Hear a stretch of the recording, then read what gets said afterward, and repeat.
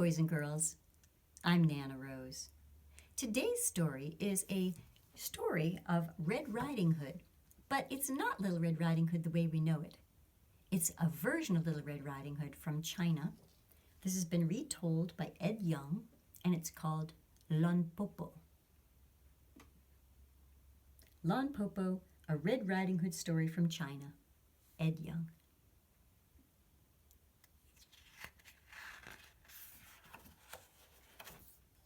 Lon Popo, a Red Riding Hood story from China. Translated and illustrated by Ed Yong. To all the wolves of the world, for lending their good name as a tangible symbol for our darkness. If you notice, and I'll point out some of these in the illustrations, you'll see a wolf in lots of places. For example, right here, kind of looks like an old man holding a cane, but if you look closely, it also looks like a wolf. So he does that a lot in the pictures. Once, long ago, there was a woman who lived alone in the country with her 3 children, Shang, Teo, and Piazzi. On the day of their grandmother's birthday, the good mother set off to see her, leaving the 3 children at home. Before she left, she said, "Be good while I'm away, my heart-loving children. I will not return tonight. Remember to close the door tight at sunset and latch it well." So here she is walking away. The 3 children are in the house. But if you look closely, Ed Yong has a wolf with a wolf nose. Do you see it?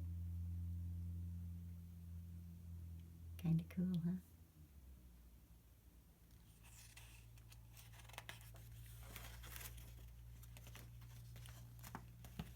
But an old wolf lived nearby and saw the good mother leave.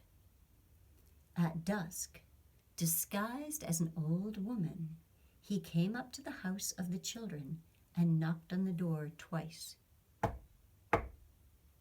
Bang, bang. Shang, who was the eldest, said through the latch door, "Who is it?" "My little Jules," said the wolf. "This is your grandmother, your Popo." "Popo," Shang said, "our mother has gone to visit you."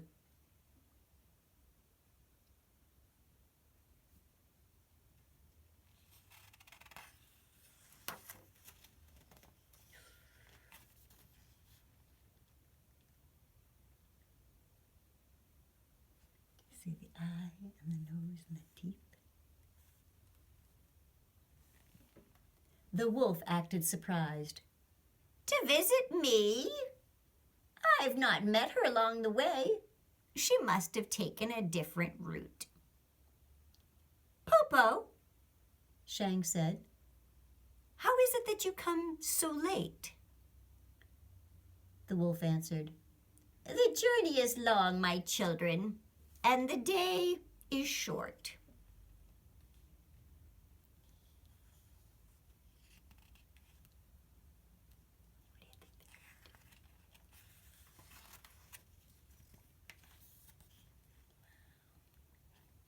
Leaping wolf.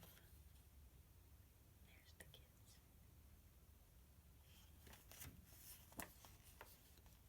Shang listened through the door.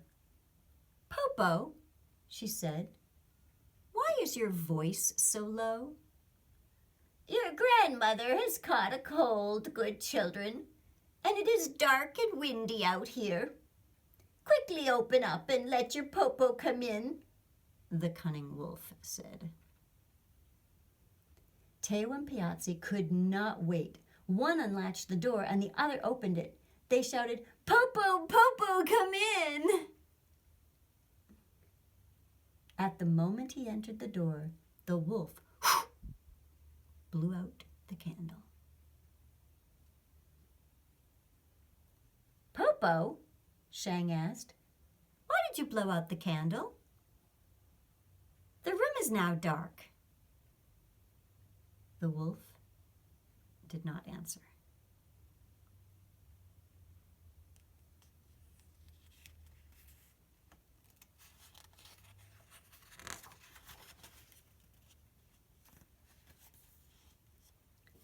Teo and Piazzi rushed to their Popo and wished to be hugged.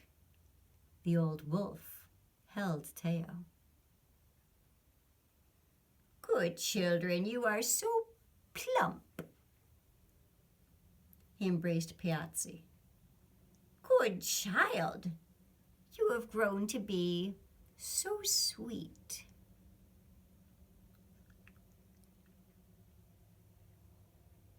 Soon the old wolf pretended to be sleepy. He yawned. Oh, all the chicks are in the coop, he said.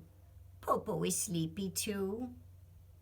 When he climbed into the big bed, Piazzi climbed in at one end with the wolf, and Shang and Teo climbed in at the other.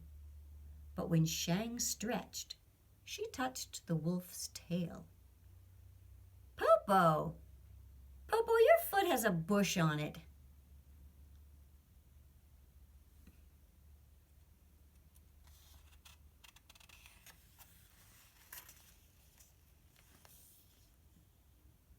Popo has brought hemp strings to weave you a basket, the wolf said. Shang touched grandmother's sharp claws. Popo, your hand has thorns on it. Popo has brought an awl to make shoes for you, the wolf said. At once, Shang lit the light and the wolf blew it out again. But Shang had seen the wolf's hairy face.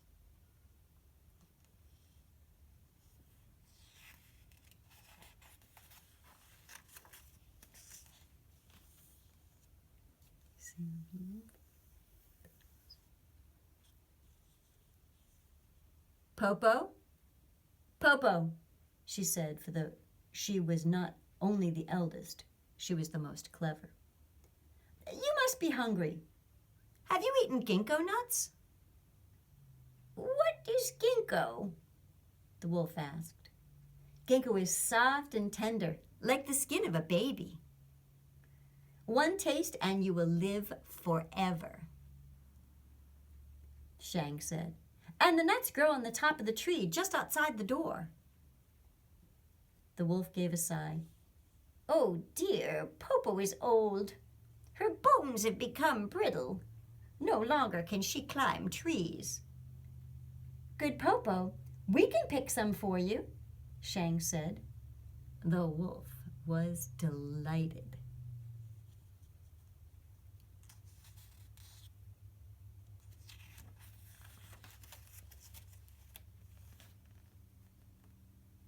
Shang jumped out of bed, and Teo and Piazzi came with her to the ginkgo tree. There, Shang told her sisters about the wolf, and they all three climbed up the tall tree. The wolf waited and waited. Plump Teo did not come back. Sweet Piazzi did not come back. Shang did not come back, and no one brought any nuts from the ginkgo tree. At last the wolf shouted, Where are you, children? Popo, Shang called out. We're at the top of the tree eating ginkgo nuts. Good children, the wolf begged. Pluck some for me. But Popo, ginkgo is magic only when it is plucked directly from the tree. You must come up and pluck it from the tree yourself.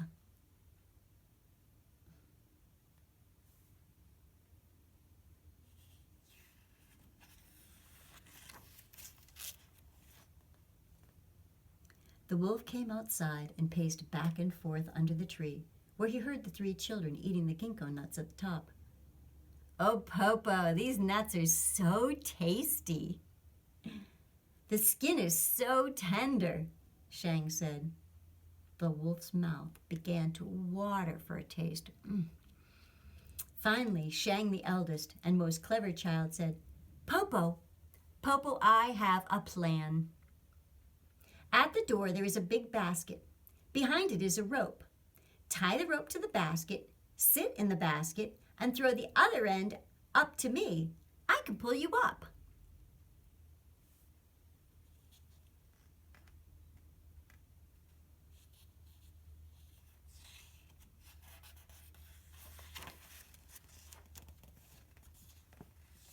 The wolf was overjoyed and fetched the basket and the rope, then threw one end of the rope to the top of the tree. Shang cut the rope and began to pull the basket up and up. So, here's the kids up in the tree pulling up the basket with the wolf in it. What do you think's going to happen? Halfway, she let go of the rope and the basket and the wolf fell to the ground. Oh, I'm so small and weak, Popo, Shang pretended. I could not hold the rope alone. This time I'll help, Teo said. Let's do it again.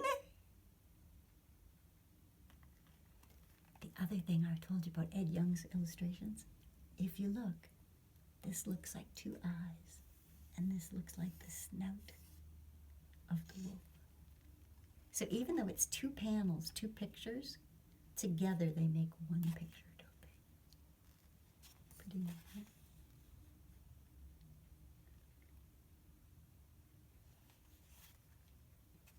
They're kind of scary pictures, though, aren't they? The wolf had only one thought in his mind, to taste a ginkgo nut. He climbed into the basket again. Now Shang and Teo pulled the rope on the basket together, higher and higher. Again, they let go. And the wolf tumbled down, down, and bumped his head. The wolf was furious. He growled and cursed. We could not hold the rope, Popo, Shang said. But only one ginkgo nut and you will be well again. I shall give a hand to my sisters this time, Piazzi the youngest said. This time we shall not fail.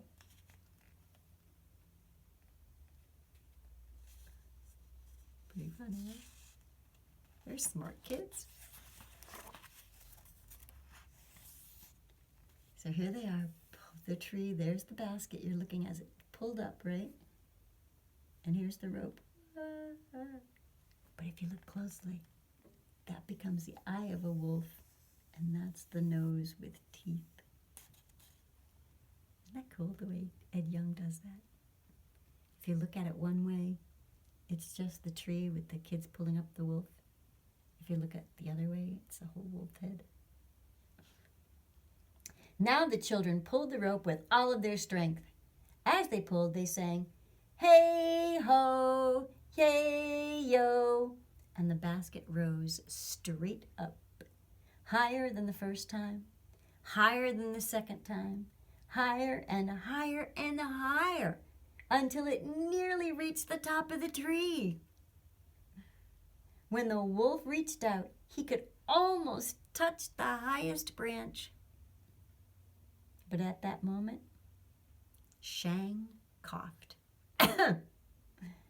And they all let go of the rope, and the basket fell down and down and down.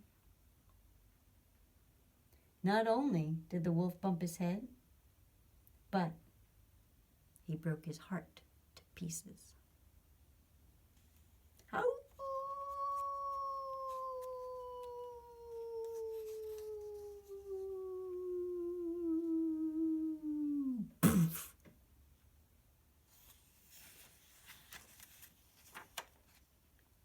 Popo! Shang shouted, but there was no answer. Popo! Teo shouted, but there was no answer. Popo! Piazzi shouted. There was still no answer. The children climbed to the branches just above the wolf and saw that he was truly dead. Then they climbed down, went into the house, closed the door, locked the door with the latch, and fell peacefully asleep.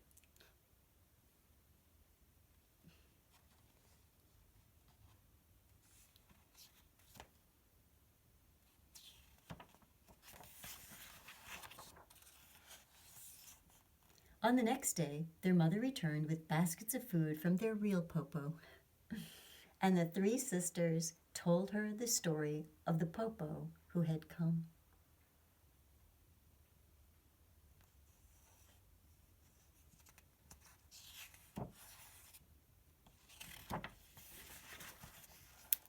And that's the story of Lon Popo.